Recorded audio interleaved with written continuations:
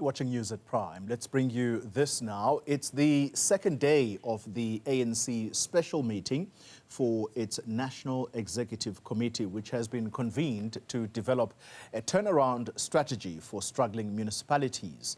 President Cyril Ramaphosa has called for a bold and targeted plan to fix local government failures. Now, the meeting will culminate tomorrow in a roll call of ANC councillors to recommit to service delivery. Here's a story now by Conita Hunter, which sets the tone for the conversation we're about to have. President Cyril Ramaphosa has drawn a line in the sand. Non-performing ANC leaders in local government must face consequences or face removal. Opening the special NEC meeting, Ramaphosa says councillors must be held accountable. Those who fail communities or who steal from them must be removed without hesitation. This failure at local government level feeds into a narrative about a failing and declining ANC, and thus provides further ammunition for our detractors. The ANC therefore needs to be bold in taking action to resolve the dysfunctionality at local government level by dealing with this elephant of corruption and malfeasance. The ANC says it can no longer afford to ignore community frustrations. The people believe in these ideas that I've just spoken about, basic services and what we have done. But what has become a challenge is our battered image in terms of the vehicle, the African National Congress. And as we talk about the setback and regaining the trust, is all equally about the refurbishment of that vehicle of the ANC. So what do we want to solve with this special National Executive Committee and the roll call of ANC councillors on Monday? First, we need to understand that the manifestations that we are facing is that communities feel let down, and the concern about corruption feel we are unresponsive and more concerned about internal issues. We are not only changing that in terms of this special NEC, we are going to adopt an action plan. High on the agenda of this meeting is the water crisis. The party says just as government has begun to turn around the load-shedding crisis, it will take decisive steps to resolve water shortages too. Since 1994, to date, ANC have made decisive ANC-led government, decisive interventions when it comes to water. And we have also combined water and sanitation. Decisive intervention have been made. But there are huge challenges that we are facing in relation to that, aging infrastructure, interruptions in terms of criminality and so on. But there's equally important work that is being undertaken in terms of fixing the system. The ANC insists it is ready to act against members who fail in their deployments or engage in criminality. The new action plan will include strict timelines, a move aimed at ensuring talk is followed by action. For Newzroom Afrika on Channel 405, I'm Conita Hunter in Boksburg. All right, so let's talk more then on this bold and decisive plan that the ANC is busy with, or should we say busy discussing at its NEC meeting. And to help us understand what could be at play is political analyst Sandile Swana, who joins us now. Mr. Swana, good evening to you. Thank you very much for your time. Before we get to grips with what the ANC is trying to put together at its Boksburg meeting, at that special NEC meeting, where or what should we make of the district development plan? Because that is the current government policy. Is that going to be put aside now?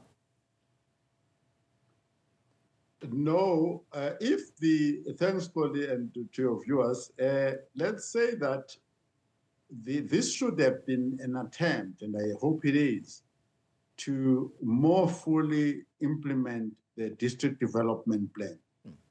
I don't think there's a need to cast the district development plan aside. No, not at all. I don't think that's what they're trying to do. All right. So this meeting, therefore, is aimed at, as they put it, revitalising ANC-led municipalities and, in part, preparing for that crucial 2026 local government elections. The president goes further to say we must be bold in dealing with the elephant in the room, and that is that of corruption. Can they do it? No, Koli, the ANC has not yet reached the point where they can deal with the elephant in the room. We are aware that in the communities, in the municipalities, in the local areas, corruption by councillors across the board is commonplace. Partly the reason why I say they cannot do it, I think if I remember correctly, it was already in 1995, shortly after taking power, Mandela approached the ANC to say that there are elements that have entered the ANC, and some of those elements are now in government in 1995 already, that were jeopardizing the program of the ANC for transforming South Africa. And these elements must be ejected from the ANC. The two men that could have done that, in my judgment, would have been Cyril Ramaphosa and Thabo Mbeki. Those were the two young men who were in powerful position at the time. They didn't do it. That led to the corruption summit. It led to the RDP of the soul and all sorts of things. It led 25 years ago to the new cadre. It led to the through the eye of the needle. They have, since 1995, they've not been able to do it. Things have gotten worse. When you listen to Pemi Majodina, it's as if she wants to run away now from the mafia, the water and sanitation mafia.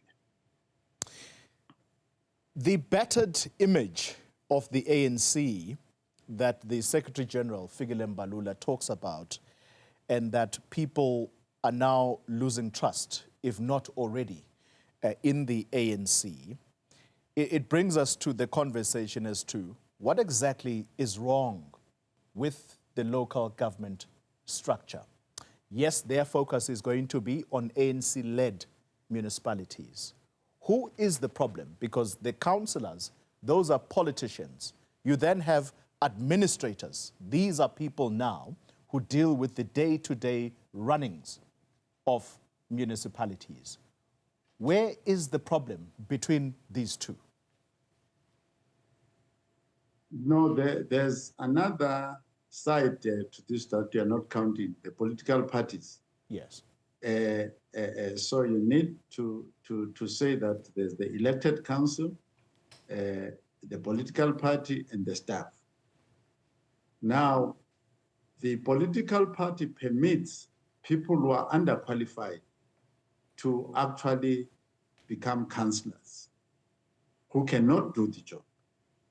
The deployment committee, nationally and at a local level, wants to deploy people into these positions who are going to pursue the agenda of corruption, who are morally incompetent, who are technically incompetent, both as councillors and as staff members in the professional ranks. So it doesn't matter what strategy the ANC develops in this today meeting. The players that they have, the actual role players, the councillors and the staff, are totally useless. The majority, the most influential ones, are the most useless in actual fact. So that is the problem.